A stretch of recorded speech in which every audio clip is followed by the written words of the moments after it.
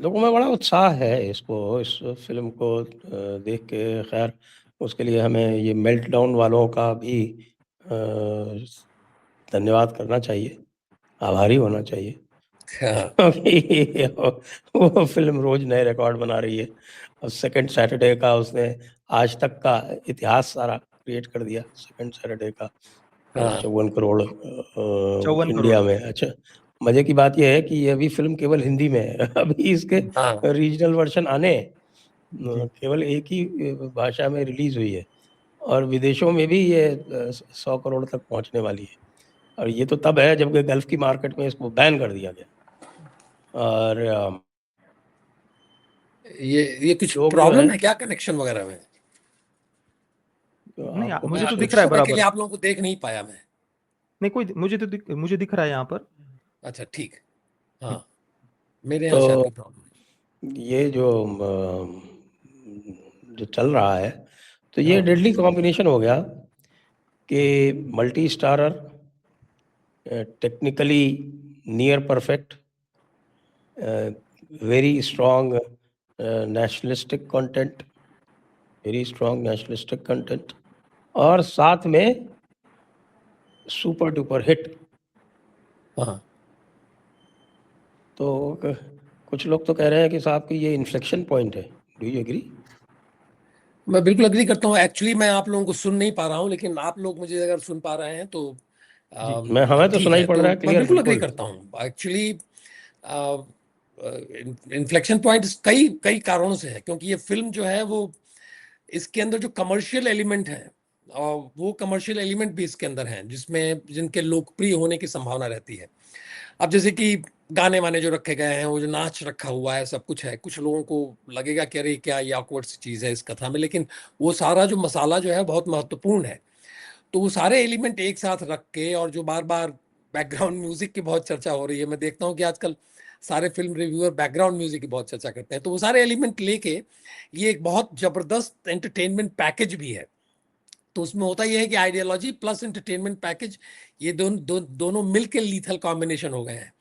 तो अगर मान लीजिए इस तरीके से हमारे फ़िल्म मेकर जो हैं, जिनके पास थोड़ा भी कमिटमेंट है, ऐसा मैं अभी भी ये मान के चलता हूँ कि बॉलीवुड के अंदर ऐसे लोगों का मिलना बड़ा कठिन है, जो पूरी तरह से आइडियोलॉजिकली कमिटेड हों, जो पूरी तरह से ये मान के चलें पूरी तरह से हिंदुत्ववादी हों। वहाँ अपना-अपना अब कहानी है, जो आज की परिस्थिति है, उस परिस्थिति के हिसाब से वो अपने आप को लोग ढाल लेते हैं। और ये संभव है कि चाहे वो आतिथ्य हों या कोई और भी हों, वो आइडियोलॉजिकली उतने कमिटेड नहीं हैं।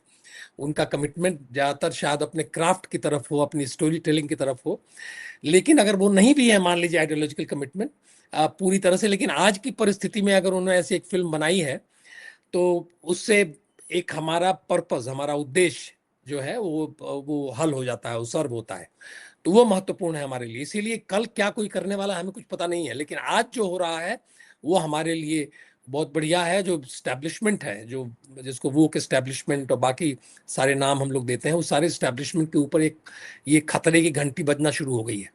अब ये भी परिस्थिति उसमें निर्माण होगी। अभी तो ये एक स्पाइस को लेके है, उसके ऊपर ये कथा है, जिसके अंदर कुछ हिंदुस्तान पाकिस्तान की स्थिति भी है। लेकिन हो सकता है, ये भी संभव है कि कुछ फिल्मकारों को ये लगे कि अरे हमारे यहाँ जो फैमिलीज को, परिवार को तोड़ने के लिए जो कथानक बनाए गए हैं, जो इतने सालों से लगातार चल रहे हैं और परिवारों को तोड़ रहे हैं, गलत सलत परंपराओं को स्थापित कर रहे हैं, उन फिल्मों, उन विषयों को भी, उन कथानकों को भी चुनौती देती हुई फिल्में बनना शुरू हों, जिसके अंदर जो दक्षिण भारत में होता रहा है, विशेष रूप से तेलुगु फिल्म इंडस्ट्री में तेलुगु होता रहा फ़िल्म। है, कन्नड़ फिल्म इंडस्ट्री में होता रहा है, जहाँ परिवार को जोड़ने की बात की जाती है।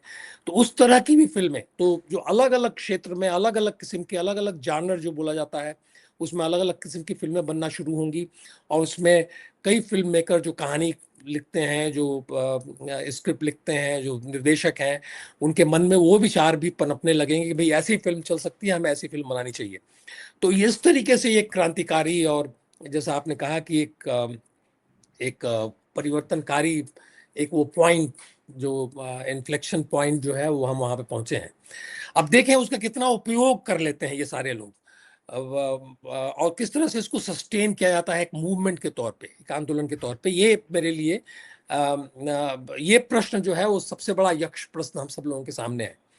तो देखें कैसे क्या होता है, लेकिन ये शुरुआत तो बहुत सुंदर हो गई है और धीरे धीरे करके, और बस एक ही फिल्म नहीं, दूसरी फिल्म भी देखिए, नरसिम्हा, माँ अवतार नरसिम्हा, वो भी एक पाथ ब्रेकिंग फिल्म है, जो पहली एक ऐसी हम लोगों की भारत के अंदर बनने वाली एक एनिमेशन फिल्म जो इतने कम खर्चे में, कम लागत में बना दी गई और इतनी सफल हो गई। तो वो भी एक महत्वपूर्ण एक डेवलपमेंट था जिसको हमें भूलना नहीं चाहिए। और ये 2-3 फिल्में ही सफल हुई हैं अभी तक, जिसमें वो एक कोई यशराज फिल्म की कोई रोमांटिक फिल्म थी, और बाकी ये दूसरी महाअवतार नरसिम्हा और ये तीसरी, यही 3 फिल्में जो है उनको सही माने में लोग, विशेष रूप से बॉलीवुड और हिंदी फिल्म उद्योग के दृष्टिकोण से, यही 3 फिल्में जो हैं अभी तक सफलता की श्रेणी में रखी जा रही हैं। सर एक बात ऐड करूं मैं? हाँ जी, हाँ जी, हाँ जी। जी। सर एक तो मतलब सैयारा की जब आप अगर बात करें तो वो तो उस समय पीआर वालों ने बहुत कुछ जो थिएटर के वीडियोस वगैरह थे वो मुझे तो सब कुछ मैन्युफैक्चर्ड लग रहे थे। रियलिस्टिक तो इतनी थिएटर में जाकर के सलाइन के साथ जा रहे हैं, वो सब एक हवा खड़ा करने के लिए किया गया था, ऐसा मुझे एटलीस्ट लगता है। बाकी जो नहीं, राजेश सर, मैं प्रतीक जी, फिल्म उद्योग का की जो स्थिति है, जो हाँ, फिल्म उद्योग में यहाँ मुंबई में जो लोग समझ रहे हैं ये बात, तो उनके दृष्टिकोण से मैं बता रहा हूँ कि उनके दृष्टिकोण से ये 3 फिल्में ही सफल फिल्में मानी जा रही हैं। अब वो फिल्म मैंने देखी नहीं, आपने उसको रेकमेंड नहीं किया तो मैंने भी नहीं देखा। तो तो मैंने भी बहुत दिनों बाद थिएटर में जाके फिल्म देखी है।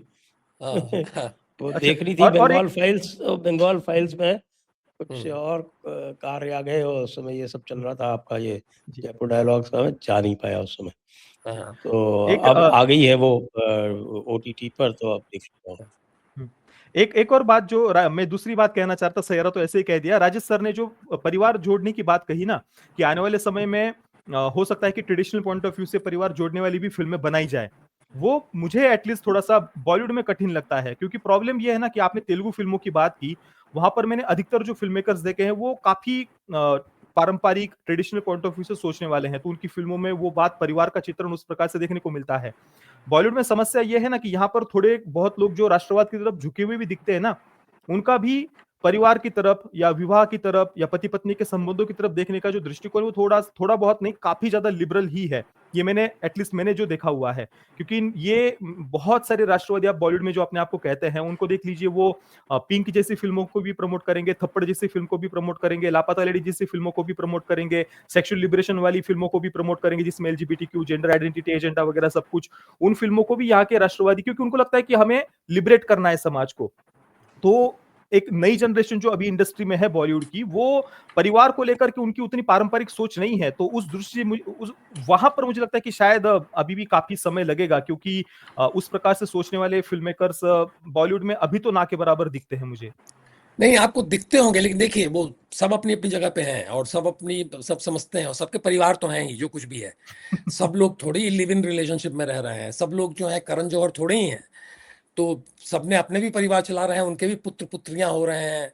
अगर आप यशराज फिल्म के जो अब कर्ता धर्ता हैं आदित्य चोपड़ा, उनका भी आप देख लें तो मैं ऐसा ऐड नहीं करूं है। इसमें एक बात। हाँ जी जी। जी।